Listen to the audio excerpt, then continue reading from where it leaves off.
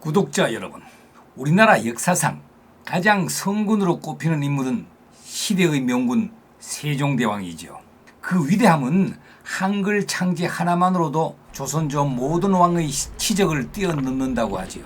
하지만 그의 업적은 과학과 인문, 음악 등 예술 분야와 애민정신에까지 곳곳에 흔적을 남기고 있습니다. 세대와 시대를 넘어 우리 역사에서 가장 존경받는 그는 지금 멀리 경기 여주에 잠들어 있습니다. 안녕하십니까, 썰레발TV 썰파입니다. 오늘은 천하의 명당 세종대왕이 잠들어 있는 여주의 영릉에 대해서 썰을 한번 풀어보고자 합니다. 실학자 이중화는 택리지에서 세종대왕 릉을 왕릉 중에 제일이라고 칭송을 했지요. 풍수가들도 영릉의 덕으로 조선 왕조의 국운이 100년이 더 연장되었다고 말하는 곳이라고 합니다. 위대한 업적을 남긴 왕에게는 대왕이라는 칭호를 붙여 부르지요. 또한 한국의 만원짜리 지폐 속의 인물이기도 합니다. 조선의 42기 왕릉 중에 영릉이라는 능호를 가진 능은 과연 몇 개 있을까요? 3기가 있습니다. 우선 꽃뿌리 영자인 영릉은 4대 세종과 소원왕후의 능이고, 평안할 영자의 영릉은 17대 효종과 인선왕후의 능이며, 마지막으로 길영자의 영릉은 영조 21대 큰아들 효장세자인 진종 추전왕과 효순왕후의 능입니다. 한자의 영자가 모두 다르지요. 세종은 32년간 재위했으며 본명은 이도입니다. 세종대왕 탄신일이 5월 15일이라서 그날을 스승의 날로 했다고 합니다. 영릉은 경기도 여주시 세종대왕면 왕대리에 있는데요. 조선 4대 세종대왕과 소원왕의 능이 있는 곳입니다. 하나의 복문 아래 왕과 왕비를 함께 안치한 조선왕은 최초의 합장릉이죠. 참고로 세종의 영릉과 인근에 있는 효종의 영릉을 묶어서 대한민국 사적 195호로 지정되었습니다. 영릉에는 세종대왕의 치적과 관련한 자료들이 풍부합니다. 입구에는 세종대왕의 생애와 업적, 왕릉의 형성 과정을 확인할 수 있는 세종대왕 역사문화관이 있습니다.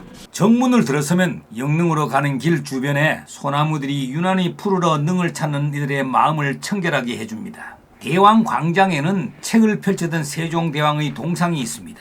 주변에 해시계, 자경루, 측우기, 혼천이 등 각종 과학기구를 복원해 놓았습니다. 몇 년 전 정비사업으로 제실도 잘 지어져 있었습니다. 현재 대부분의 왕릉이 서울, 경기 주변에 있는 이유는 조선시대에 법이 있었기 때문입니다. 조선의 기본 법전인 경국대전에는 왕릉은 한양을 기준으로 10리, 밖에서 100리 안쪽으로 만들어야 한다는 규정이 있습니다. 왕궁이 있는 한양에서 행차 시 하루 만에 다녀올 수 있는 거리를 고려하여 후왕이 선왕의 능을 자주 참배해 효를 실천하도록 했다는 것이죠. 그런데요, 세종릉은 왜 이 먼 여주에 있을까요? 당초 세종은 아버지 태종능인 헌능 옆에 묻히고 싶어 했습니다. 먼저 세상을 뜬 소원왕후를 태종의 능력 서북 쪽에 장사 지냈고, 본인도 승하한 후 그곳에 합장되었습니다. 그런데 세종의 수릉을 정할 당시 당대의 풍서가로 이름난 최양선이 이 묘자리를 두고 여기는 후손이 끊어지고 장남을 잃는 무서운 자리입니다. 절사 손장자라고 반대해서 큰 논란이 되었다고 합니다. 그런데요, 세종의 장남 5대 문종이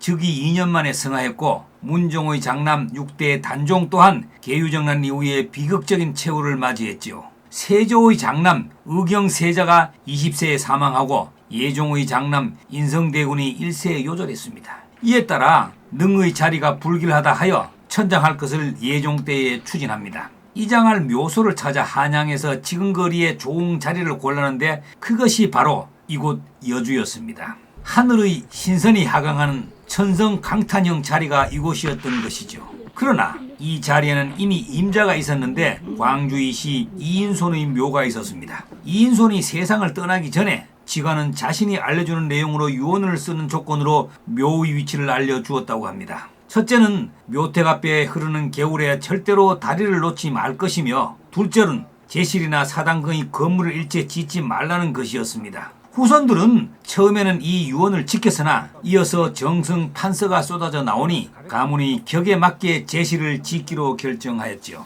이후 예종의 명으로 세종대왕의 능 자리를 보러 온 직관이 명당 자리를 찾기 위해 이 주위를 돌아다니다가 소나기를 만났다고 합니다. 비를 피할 곳을 찾다가 산자락 개울 건너편에 조그마한 건물을 발견했는데요. 바로 광주이시 문중에서 지은 제실이었습니다. 소나기가 그치고 주위를 둘러본 직원은 깜짝 놀랐습니다. 아무리 보아도 틀림없는 명당 자리였던 것입니다.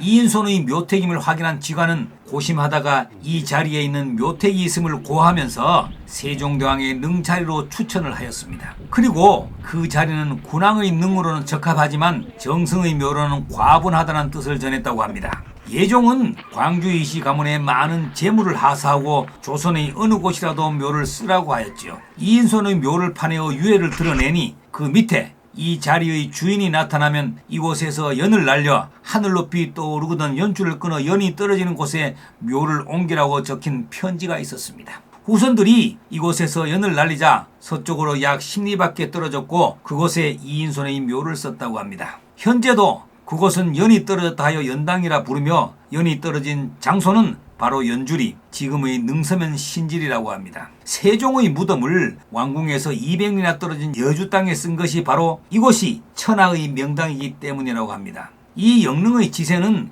법도에 어긋나지 않고 층층이 해와 달의 모습을 띠면서 봉황이 날개를 펴고 내려오는 형국이라고 합니다. 거기에다 정남향이어서 가히 만세의 나라를 이어갈 만한 기가 탄생할 자리인데 이를 모란 반계형이라고 합니다. 이렇게 하여 세종의 능인 영릉은 여주에 있는 것입니다. 오늘은 천하의 명당 세종대왕이 잠들어 있는 여주의 영릉에 대한 썰이었습니다. 구독과 좋아요는 더 좋은 셀레발 TV를 만드는 데 큰 힘이 됩니다. 감사합니다.